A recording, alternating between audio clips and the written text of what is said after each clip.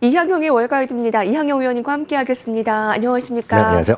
미국 증시가 이틀 연속 하락했습니다. 그 무디스의 미국 신용등급 강등 날에도 잘 버티던 미국 증시가 좀 이렇게 뒤늦게 좀 하락을 나타내는 이유 좀 더 자세하게 봐야 될 것 같은데요. 네, 가장 큰 것은 역시 금리의 상승세가 지금 이어지고 있다는 거죠. 이것이 결국 트럼프 대통령이 가장 바라지 않던 문제 아닙니까? 트럼프 대통령은 소득세 인하, 법인세 인하 하더라도 결국 관세를 통해서 미국이 다시 부유해 줄 수 있고 등등 얘기하고 있고 빨리 인플레이션도 없다 하면서 금리를 내리려고 하지만 연준의 입장은 그렇지 않은데요. 일단 상황이 무디스에서의 신용등급의 하락 나오면서 강등이 나오면서 월가에서의 우려감이 분명히 있는 거죠. 네. 반면에 트럼프 대통령을 주위에 있는 사람들은 상당히 무디스를 비판하는 목소리를 많이 내지 않았습니까? 그럼에도 불구하고 금리는 지금 올라가는 모습 보여줬죠.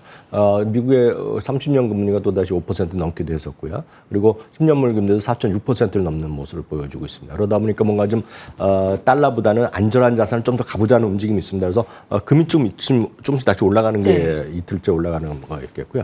이 방송 보신 분 중에서는 아마 가상화폐 투자하시는 분 계실 거 아닙니까? 네.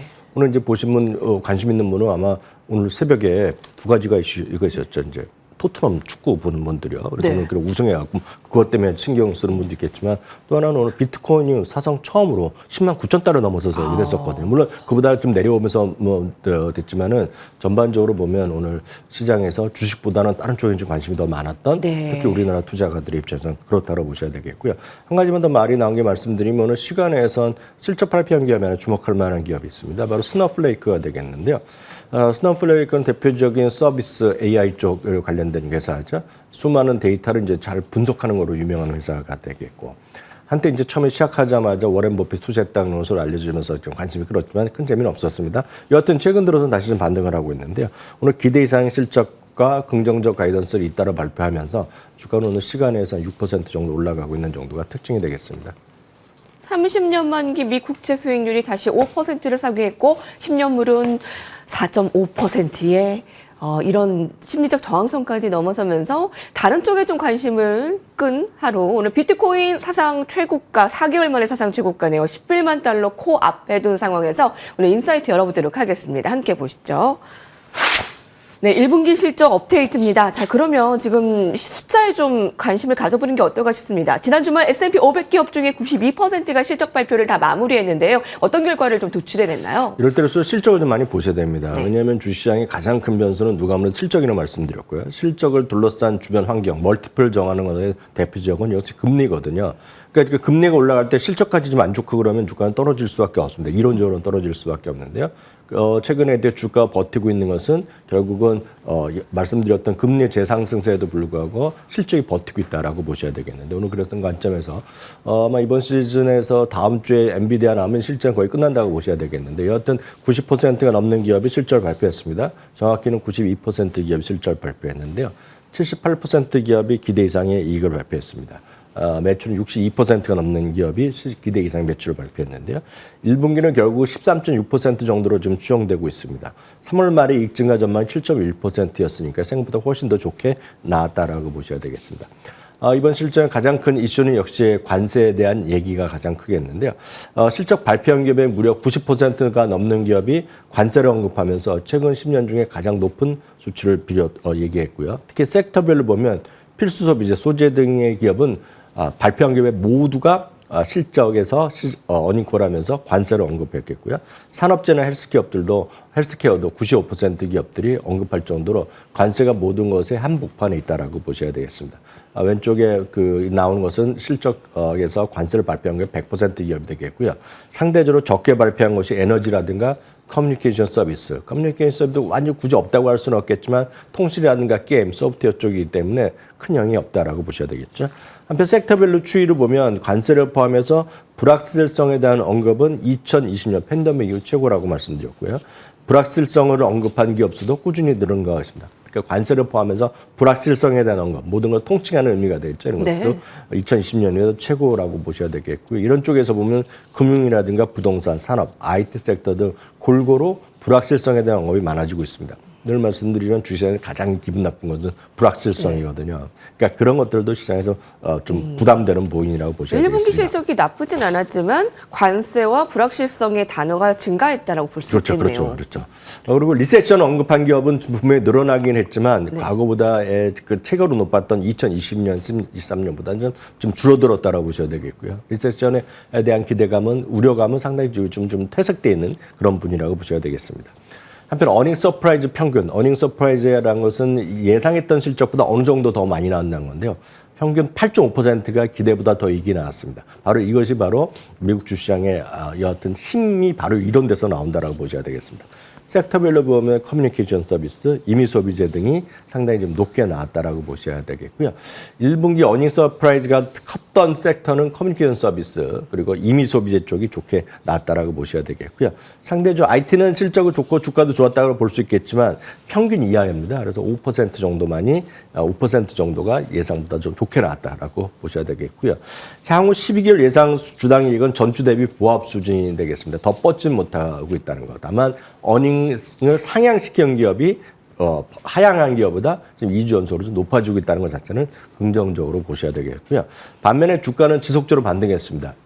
여기서 이제 확실히 아셔야 되는 것이 이익 전망은 그냥 보합인데 주가만 올랐다는 거죠. 그럼 뭐겠습니까? 밸류에이션이 높아졌다는 거죠. 밸류에이션이 높아졌다는 멀티플이 높아졌는데 말씀드렸다시피 금리가 지금 올라가기 때문에 이 멀티플은 하방 압력이 있을 수밖에 없습니다. 네. 하방 압력이 있다는 건 주가가 떨어질 압력을 우리가 대비된다. 그래서 제가 어저께 말씀드렸던 논조가 이거 시장은 무조건 좋다고 생각하고 무조건 너무 장밋빛만 생각해서 레버리지를 익히고 뭐 3배짜리 하면 큰일 난다고 말씀드린 거가 바로 이런 거라 보셔야 되겠습니다. 그래서 주식시장 앞에서는 늘 겸손해야 된다는 말씀드리겠고요.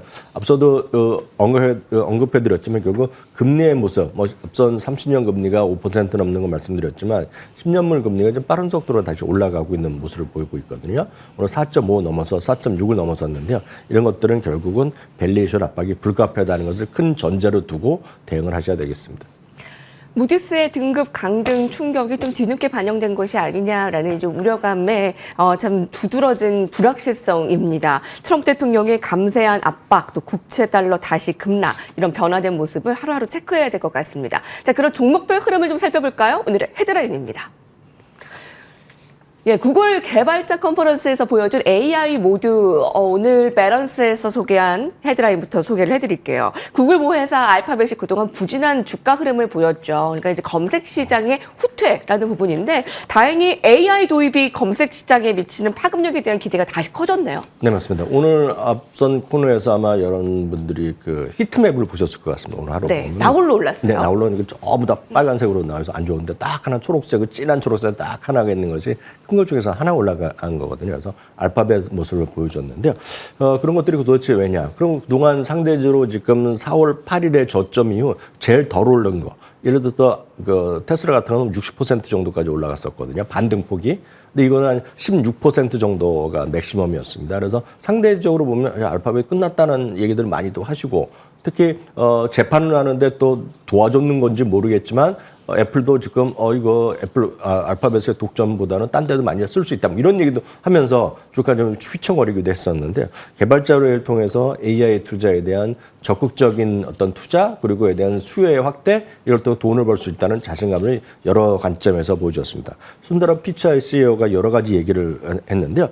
그중에서 가장 중요한 것은 AI 검색을 전면에 배치하겠다는 얘기를 하고 있겠고요.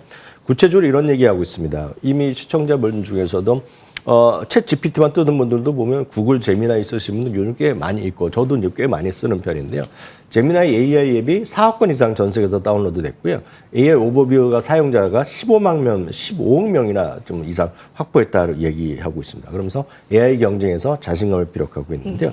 글로벌 검색 시장에서 90%를 차지하고 있고요. 그리고 압도적인 사용자 기반을 갖고 있다는 겁니다. 물론 새로운 AI 검색 시장에 또 많이들 나오고 있지만 실제로 그것은 전체 검색 시장 아직은 미미하거든요. 그렇기 때문에 이런 압도적인 사용자 기반을 갖고 있는 구글의 역할에 대한 지금 이쪽에서 자신감을 비롯하고 있겠고요. 어제도 보여줬지만 이번 여름에서 시리즈별로 해서 제미나이 2.5 플래시라든가요, 딥싱크 이런 것들을 포함해서 4대까지의 좀 더 진전된 AI 서비스를 많이 좀 선보이거나 좀 더 확실한 모습을 보여주겠다는 얘기하고 있는데요. 네. 특히 이제 수익화 측면인데요. 이게 이제 흥미로운 부분이 되겠습니다.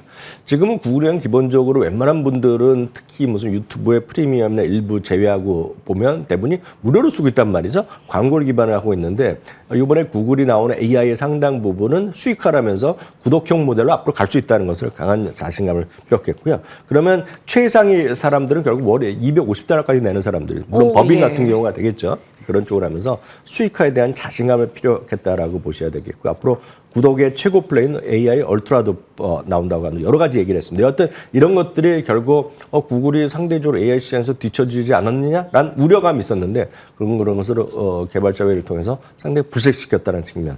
참고적으로 목표 주가 평균은 오늘 현재 199.31달러를 보이고 있고 오늘 하루만 하더라도 $200 재확인하거나 JP모건도 기존의 목표 주가 195달러 재확인하기도 하고요. 여튼 투자 의견에 대한 여전히 긍정적인 모습이 많겠고요. 네. 이번에 실적 발표가 4월 26일인가 그 언저리에 있었는데요. 실적 발표 이후에 최소 14곳이 목표 주가를 상회했고 물론 한 곳도 내렸지만 압도적으로 목표 주가 올린 곳이 많다라고 참고하시면 좋겠습니다. 예, AI 모드에서 뒤처지지 않겠다. 이 경쟁에서 이 검색 시장이 전혀 손색이 없다라는 것을 이번에 구글 개발자 컨퍼런스에서 드러낸 이후에 오늘 나홀로 오른 알파벳 주가 살펴봤고요. 다음 헤드라인 이어가 보겠습니다. 홈디포와 월마트를 좀 비교해 볼까 하는데요. 차별화를 보겠습니다. 월마트 앞서서 여러분 속보 보셨죠? 일자리 감축 좀 크게 나타날 것 같습니다. 월마트는 이제 관세의 영향에서도 가격 인상을 하지 않겠다라고 했고요. 홈디포는 안 하겠다. 그리고 월마트는 가격을 인상할 수밖에 없다. 좀 차별화를 어떻게 좀 주가 영향을 보면 될까요? 예, 그 월마트가 이제 가격을 인상할 수밖에 없다고 얘기했을 때 바로 이제 트럼프 대통령이 했던 말이 있습니다. 관세 인상했다고 하더라도 너희도 물건값 오르면 안 된다 얘기를 다 했거든. 경고의 목소리를 했거든요. 그러니까 그 다음에 나온 기업들은 눈치를 볼 수밖에 없거든요. 그러다 보니 전 그렇게 이해를 하고 있는데요. 실제로 보면 홈디포 같은 경우에는 지금 수요가 괜찮기 때문에 우리는 관세 인상한다고 물가 가격 올리지 않겠다고 얘기하고 있는데요. 저는 개인적으로 보면 이런 것들은 오히려 주주 입장에서 보면 속상한 거거든요.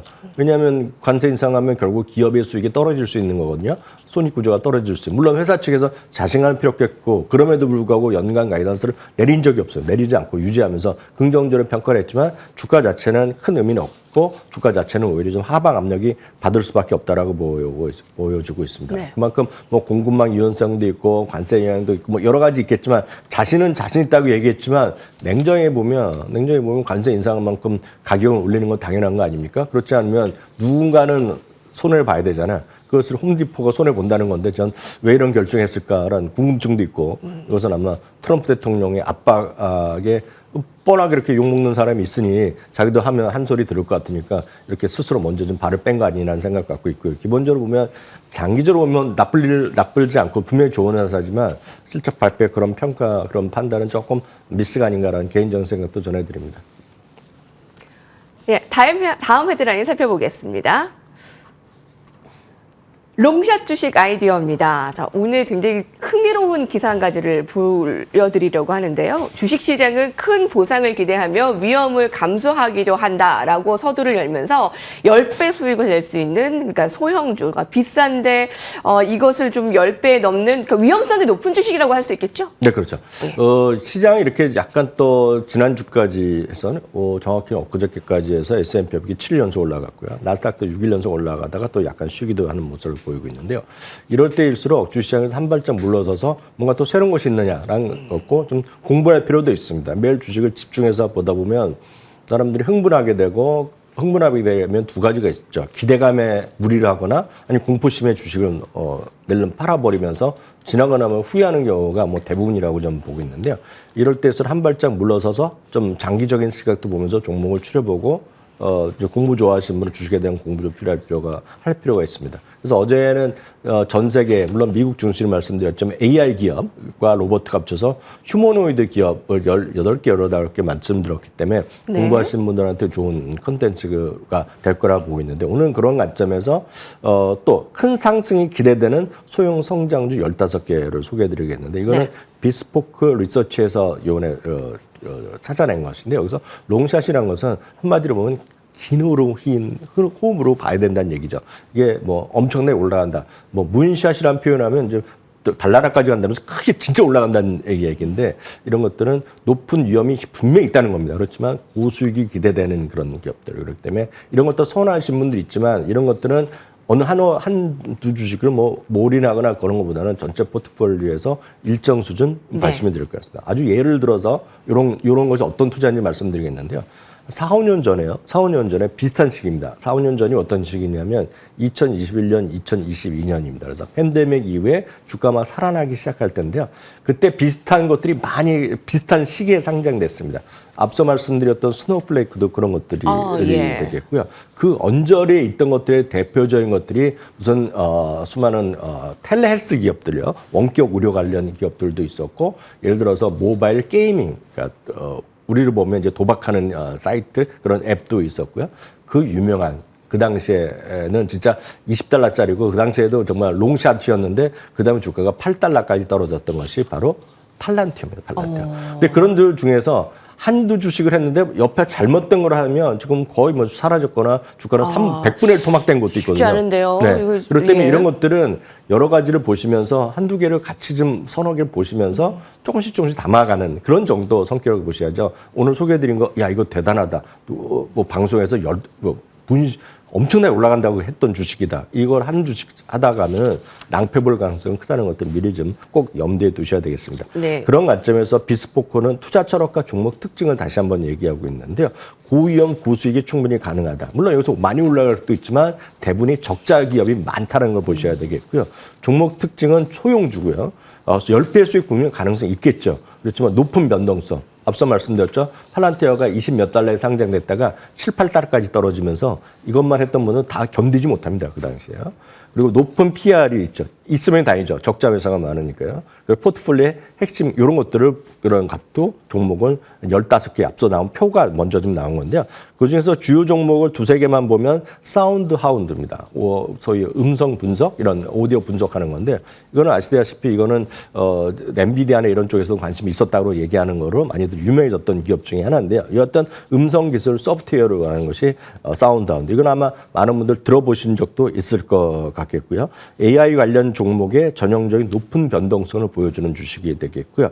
다음은 크레토스 디펜스라는 기업이 있는데 이것도 이런 걸 좀 좋아하시는 분들 계십니다. 이런 것들 이미 알려진 기업입니다. 이것도 대표적인 방위 산업의 핵심 기업이라고 얘기 많이 하는 거가 되겠고요. 기타 어저께도 말씀드린 게 겹치는 것들이 있는데요. AI라든가 로봇 관련 기업들도 있습니다. 에어쉽 AI 이런 것들도 어제도 약간 언급이 될 것과 조금 소개된 기업 중에 하나로 전 기억하고 있는데요. 이런 것들 서너 개가 있습니다. 나온 것들의 표를 정리한 것이 딱 이 15종목이거든요. 그러니까 15종목은 크게 거래가 되는 건 아니지만 여러분들이 관심이 있을 만한 것 때문에 이거는 다시 말씀드리지만 스터디가 필요한 주식이라고 보셔야 되겠고요. 마지막으로 이런 것들이 한두 주식을 하기엔 상당히 위험하기 때문에 그냥 ETF 하나 소개해드리겠습니다.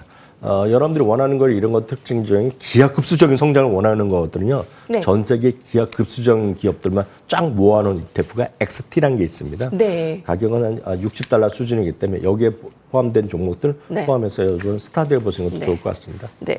뭘 선택하느냐에 따라 미래가 너무 달라지겠는데요. 네. 높은 수익은 높은 위험도 같이 있다라는 것도 확인하면서 좀 스터디하기 좋은 종목 알아봤습니다. 이항영 위원님과 함께했습니다. 감사합니다.